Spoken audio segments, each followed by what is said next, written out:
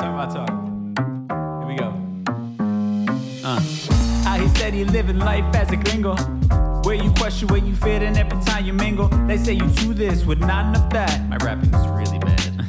This life as a gringo.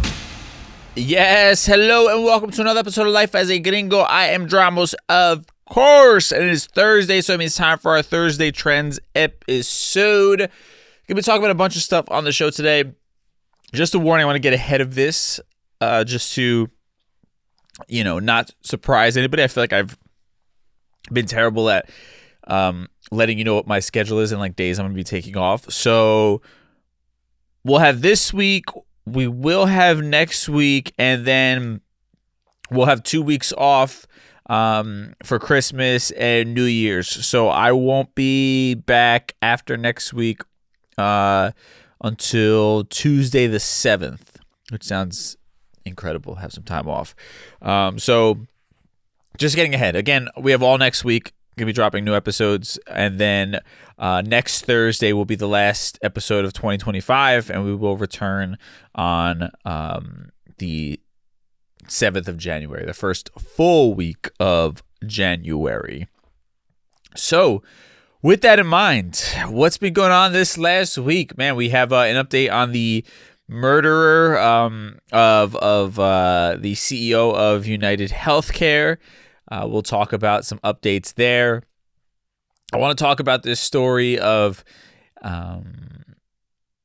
you had Selena Gomez facing some backlash about her Spanish.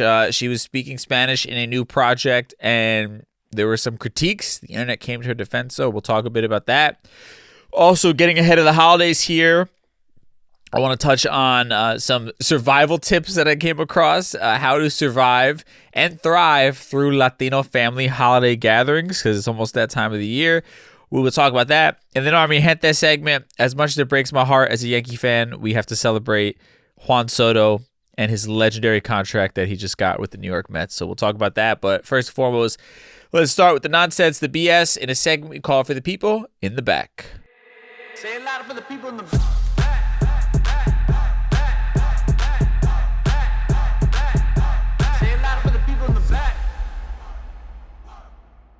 All right, so I did like pretty much all of last week's Thursday Trends episodes on this story about the murderer of United Healthcare CEO.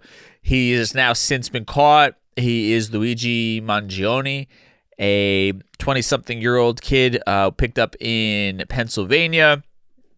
Now, I'm just kind of giving an update because I know we talked a lot about it. He is product of a wealthy family and somebody that they say began to have far more anger and resentment and talks about the healthcare system.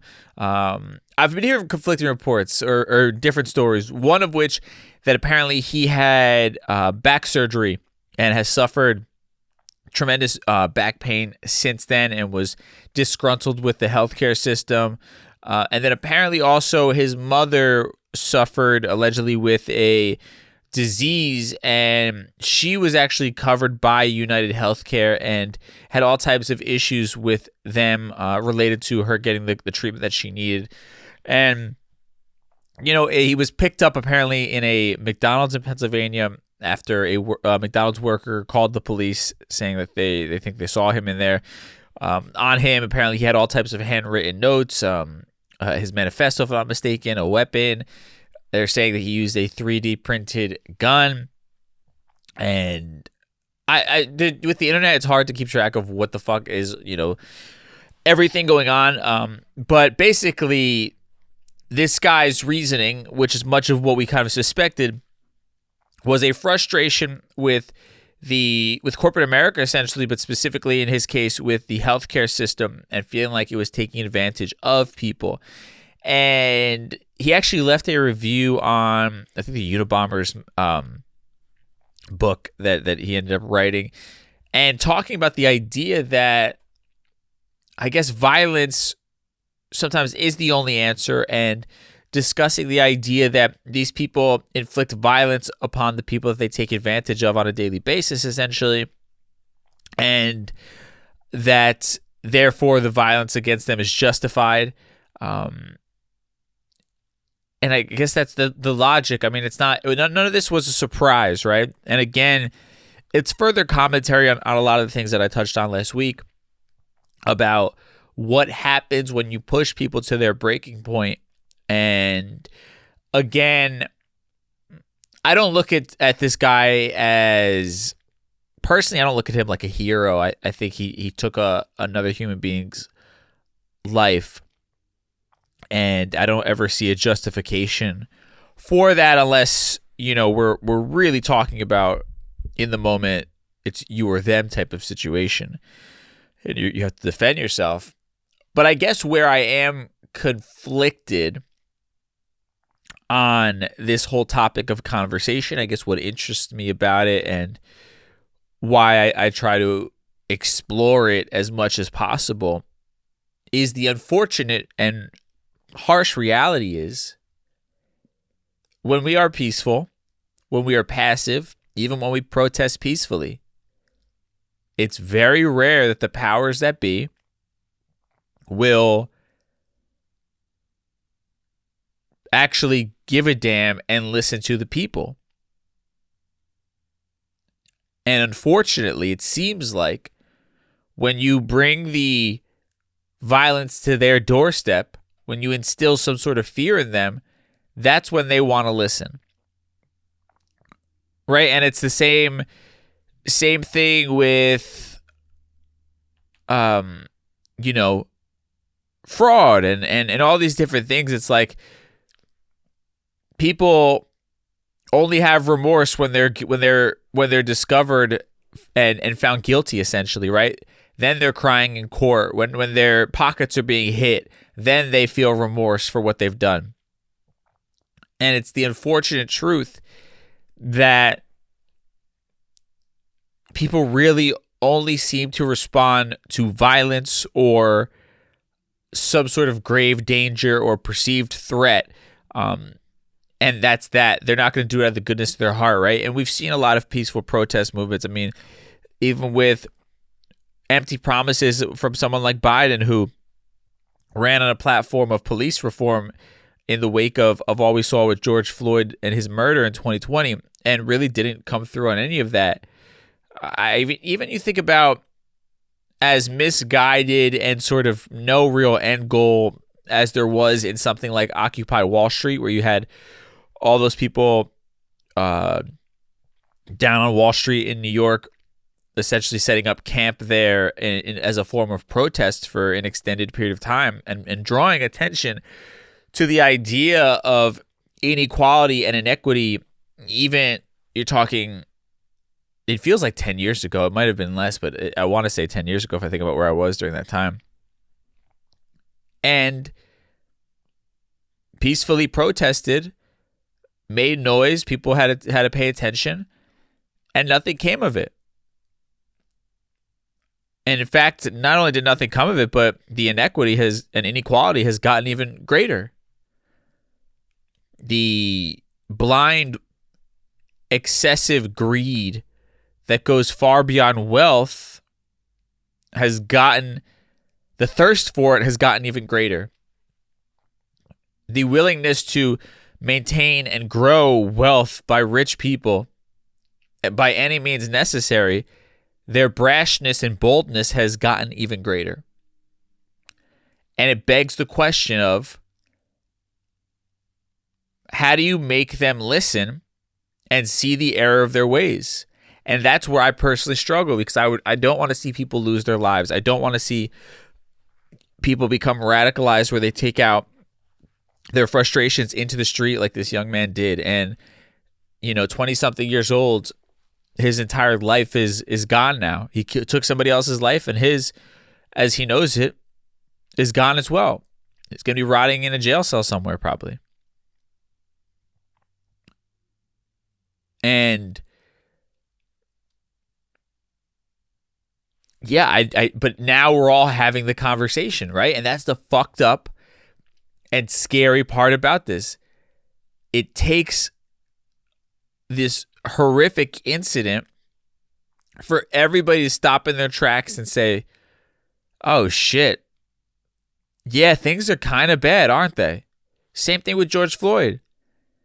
It took watching that horrific video for people to stop for a second and say, you know what? Maybe there is some real truth to police brutality.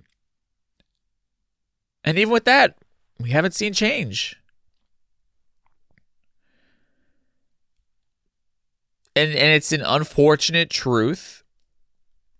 And again, I don't support, condone, cosign, encourage violence. But I do sit back sort of wondering, like, well, what is the answer? How do you get people to pay attention? How do you get people to see the error of their ways? How do you galvanize people to express their outrage and to force change? And that's the difficult question that I think remains unanswered for me personally. And I guess what I struggle when I hear these stories like this one, I could see from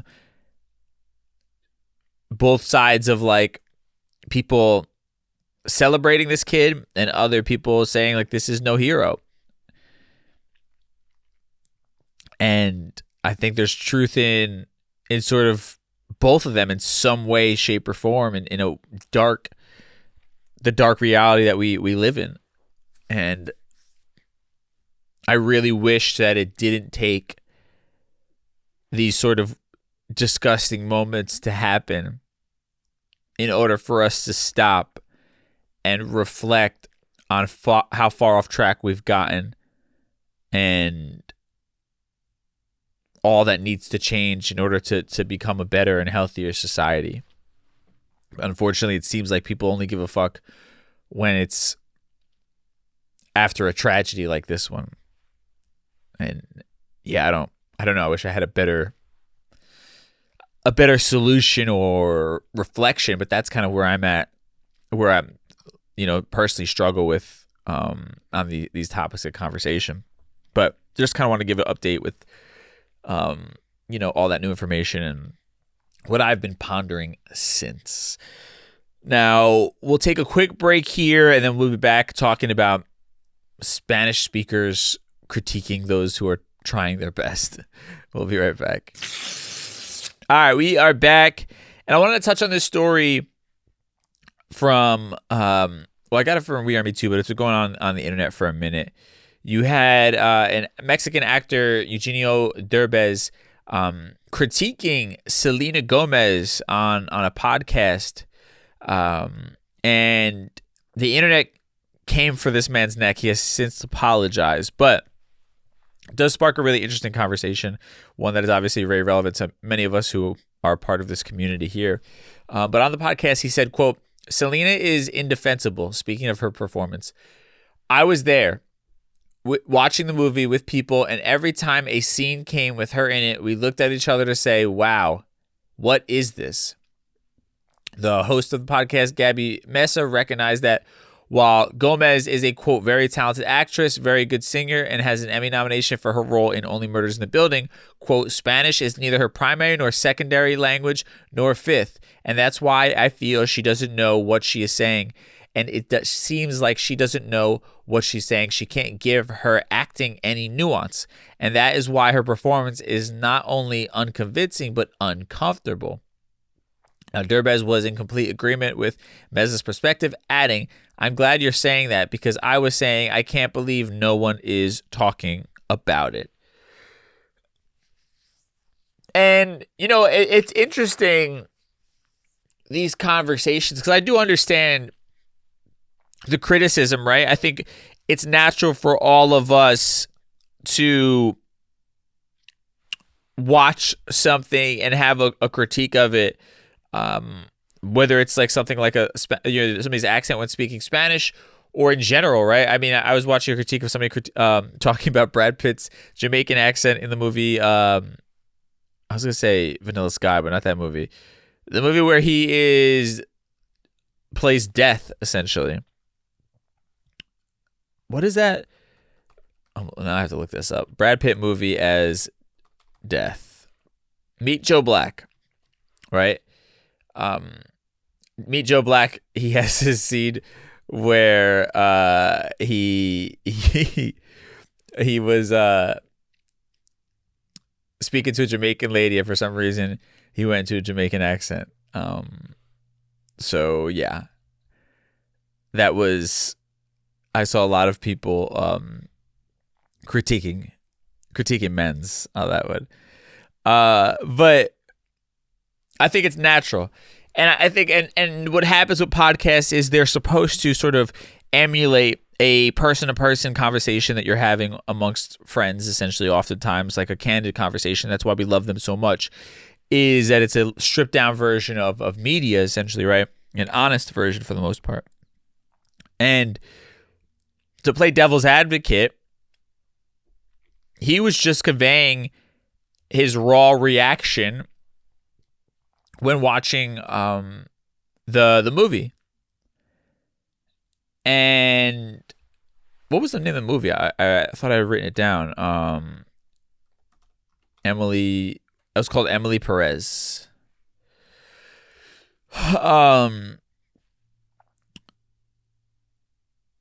And he's giving his natural reaction, right? In a setting where that's what he's supposed to do. And in those settings, listen, amongst friends, we kind of roast things, we make fun of things, we critique things, whatever it might be. So I get that. I don't condemn the man for that. Unfortunately, it got picked up by a lot of other people, and that conversation that in the moment I'm sure felt just like a one-on-one with a friend, candid, got into a big thing that actually made it back to the person who he's essentially talking shit about. Most of the time, if we are watching a movie and we think the actor sucks, our conversation afterwards with our friends is not going to make it back to them, and we don't have to deal with them face to face, basically, right? On the other side of it, it is more of the same narrative that I think holds a lot of us back who aren't native speakers, right? And you have to give credit to somebody like Selena Gomez. I think this is the unfair part, and I admittedly, I'm not going to listen to this entire podcast. I'm looking at the quotes from the story. But I feel like there was a way to say it and sort of not in a way of tearing her down, but also stating, listen, I think to a degree the host kind of said that, but understanding like, hey, you know how difficult it probably was for her to show up there and push herself in that way and to take an artistic risk, and knowing that unlike for most of us, no one is ever going to really see or hear you on a wide scale. You know, I mean, shit, I get nervous talking to a stranger when I land in Puerto Rico sometimes, you know, or even worse here in the States. I'm even more nervous for no reason whatsoever. I can imagine being on a film set and you know the world is going to see this, and you're a gigantic star, and you're alongside people like Zoe Saldana, and you're alongside a bunch of other native Spanish-speaking people. So I understand. I think we should have more understanding, I want to say, about that. And I think you have to commend her for sort of taking that risk. And I haven't watched the movie. I definitely am going to check it out. But maybe during my time off, I'll check it out. But also, I would say, like, more than blaming her, I would have a critique of like the people on the set. Like, I don't know how bad it is, but if it really is that bad, then people should have had her back and helped her, coached her through that to make it more believable. But I don't know, man. I think there's a lack of empathy in understanding how difficult I'm sure it is for someone like her to take that artistic risk, to go outside of her comfort zone and put herself in a position where she knows she's going to be judged, particularly by our community, who can be very harsh in sort of these purity tests, language often being one of the stipulations. And yeah, I don't know. I think in general, we probably all have to have a little bit more empathy for people, even if they're celebrities, even if they're stars. They're still humans at the end of the day. And also, I think one of the greatest things that has held me back from mastering Spanish and pushing myself is the fear of judgment, because I was judged as a kid, even if it wasn't a joking way, by my parents for the way that I spoke Spanish or my attempts at speaking Spanish. And it created this like block and this nervousness whenever I have to speak it. And even to this day, I'm like, when I go and travel by myself, I'm far more comfortable and I feel like I'm far more fluent. But if I'm bullshitting with my parents and I try to go into Spanish, I'm like nervous and I start fumbling and I start mispronouncing things just because that's in my head, like that insecurity of how does it sound, right? And I think there has to be a little bit more empathy in terms of people's understanding of that struggle of wanting to participate, but at the same time, all of the backlash that comes along from you just trying to participate and just trying to be in community. And I think we could use a little bit more empathy in that manner. That's my thoughts on that. He did apologize though, since so yeah. Let's just be a little nicer here. Now, last thing I want to touch on real quick. The holidays are coming up. I want to do this a little bit earlier in the show, but Me or Me Too has put together a list on how to survive through the family holidays, how to survive and thrive, they say. And as always, link in the show notes for all this stuff. I'll quickly go through their suggestions here. The first one they say is set boundaries early and stick to them. They say, yes, we know that boundaries is almost a taboo word in Latino families, but hear us out. If you think back to your mom fighting with her suegra and the entirety of your Latino holidays being haunted by flashbacks of getting up at the crack of dawn to stuff tamales, then boundaries are your friends. The unspoken presence of doing everything from cooking to having a spotless home can turn your holiday dreams into a nightmare. That's why you have to communicate your limits. If you're hosting, be clear about a time, place, and who's bringing what. And also permit yourself to say no if you're coming as a guest but can't make it to all the gatherings or even pre-party prep. Pulling the quote no card is fine. And yeah, you gotta protect your fucking peace. It's a lot. You got the holidays. You got New Year's. We just came off of Thanksgiving. It is a lot of fucking to be thrown at you, essentially, right? And sometimes you can only handle things in small doses, and I think that's okay. I've set boundaries. Like we do. Christmas Eve is our big day. Christmas Day is kind of whatever. Usually it's at my brother-in-law's parents' house. Christmas Day, and for me, I'm kind of want to just chill the fuck out on Christmas. I'll usually go and pop in over there, and I'll go for about an hour or two, and then I'm out. My parents will spend like half the day there. I'm like, I'm good. I'll go there, eat something, and I'm on my way. I'm not gonna overextend and drain my social battery, and I think you could be okay with that. And designating what you are willing to do and what you're not willing to do, and it's okay to have those boundaries and to not be a part of everything and be everything for everyone. I think that's a part of it as well. And they're going to say you can power up your party with potluck style dining. Everybody brings something. Love that. I mean, I've been bringing the fuck have I been bringing? Wawa. I think it's on the East Coast, but Wawa mac and cheese is phenomenal. I'm bringing a couple tubs of that. People are happy. So yeah, I'm not going crazy personally. I'm fortunate in that way. My mom be cooking up a storm. Before that, my grandma used to be cooking up a storm. So we're spoiled a little bit in my house. They also going to say create a secret Santa or a gift exchange to lessen expenses. They say gift giving in Latino families can be intense, especially when you're transitioning from your role as a child who receives into an adult who gives. However, balancing your finances with buying things for your family probably doesn't even need to be challenging in today's economy. Our best advice, create a gift exchange for your family. That sounds nice. I think I've developed a strategy of like, listen, once y'all had kids, my niece and nephew, they get the big gifts and y'all are going to get the scraps at this point because, you know, it's a lot. I went from buying gifts for just my sister and my brother-in-law to now the two of them and their two kids. Like, we got to be realistic here. So, yeah.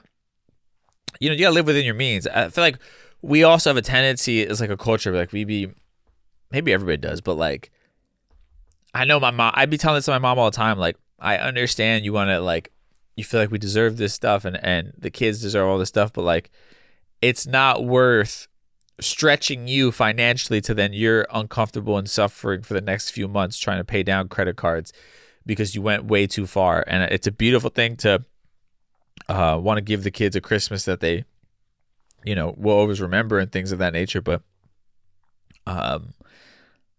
you got to be smart about it as well. I'm an adult, and my mom will still be taken too far, even with my own gifts or my sister. I'm like, I'm good. You don't have to go crazy, you know? Like, just relax. Everybody calm down. Next thing they say is be mindful of family dynamics and safeguard your mental health.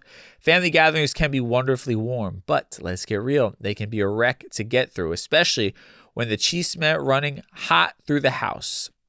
With the chisme running hot through the house. Plus, would it be a real Latino family gathering without the underlying animosity between relatives? We think not. As much as we thrive on spilling the cafecito, the key to surviving the holidays is recognizing these family patterns and finding ways of staying grounded. For one, manage your expectations. Your mother and suegra will probably complain that they would have done it better. Remind them that you're in charge now. Yeah. I mean, I haven't hosted a holiday party yet. And luckily for us, nobody complains that they would have done it better. The one thing we got to keep out is politics. And my dad can't fucking help himself. He'll just start stirring the pot until we get into my dad will find a way to connect anything to politics just so he can get into that debate. We were talking about like how good the pernil that my mom made, and somehow my dad will tie that into like the cost of pork going up because Donald Trump's going to be in office, and now enjoy it now because we won't be able to have pork next year. And then next thing you know, it's a whole political conversation. So I feel like I have to keep trying to rein him in. I have to have a conversation with him because he was getting a little bit out of hand at our last family gathering. They say set up family games and a great playlist. Yeah, games are fun. My sister's really good at that. I enjoy that. Also the fire playlist. You got to do like Tito Puente Christmas. Just fucking running hot in our household, like some Southside Christmas classics. Also, Nat King Cole Christmas album. I'm just gonna throw this out there. GOAT, greatest of all time Christmas album, absolutely ever. You can't be in a bad mood while listening to Nat King Cole singing Chestnuts on Open Fire. Shit is fucking fire. That was redundant, but you get what I'm saying. So yeah, that was a cute little list. But I think more than anything else, like, you got to prioritize your mental health. You got to be okay with saying no and just remembering you can't be everything for everyone, and you can't spread yourself thin. And just because it's the holidays doesn't mean you should fucking put yourself into some, spiraling out of control mentally because you're trying to fucking just be the good, strong soldier. Like, if you're not fucking with something, it's okay to walk away, to limit your exposure to it, even if that means your family. So just saying. The holidays, man. What a wild time. Holidays. Anyway, on some positivity, let's talk about somebody who's now fucking richer than any of us could ever hope to be, at the expense of my New York Yankees.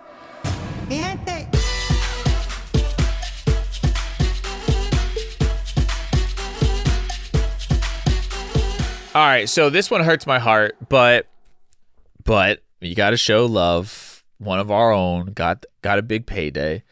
Juan Soto, outfielder for the Yankees last season.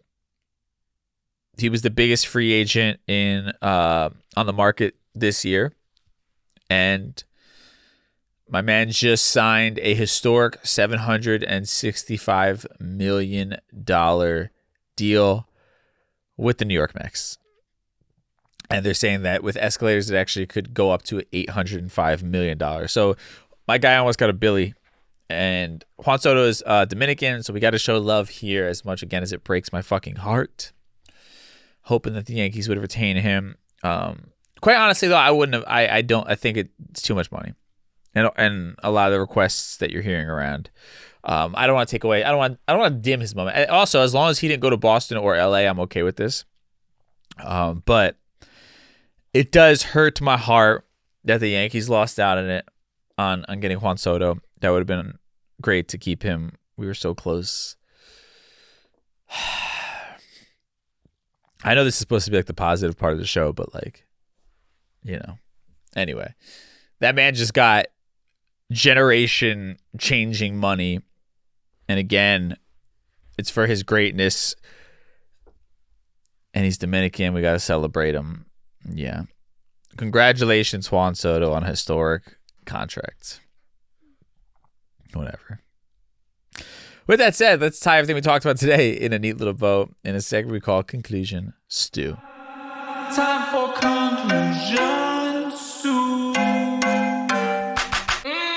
All right, so I gave you the latest on Luigi Mangione. It's an interesting case. The world is captivated by it. We'll keep following. Again, I think the greater conversation that is happening is interesting. Will anything come from it? Who knows? I don't know what the answer is to like wake people up and also to start getting some accountability from these companies that are really taking advantage of people and really making it difficult to live right now. And we got to figure that out. Selena Gomez is Spanish, getting critiqued. Listen, more power to her. That's my bigger takeaway than anything else. Good for her taking a risk, trying something new, doing it on a gigantic stage that she knows she's going to be critiqued. She went for it and she challenged herself, and I respect the hell out of that. Most people would not have the guts to do something like that. So good for her. Surviving family gatherings during the holidays. Boundaries. Chill the fuck out. Don't let people, push you around, but also don't take shit too seriously. Don't take it to heart. Just do your best to enjoy the holidays and make it through. And Juan Soto, you SOB.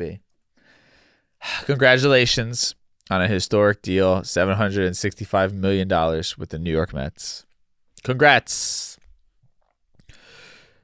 All right, with that said, I hope you have an amazing weekend. One more week of shows, and then I'm off for 2 weeks, and then we're back in the new year. But I will see you on Tuesday with a brand new episode. Till then, stay safe, and we'll talk soon. Peace.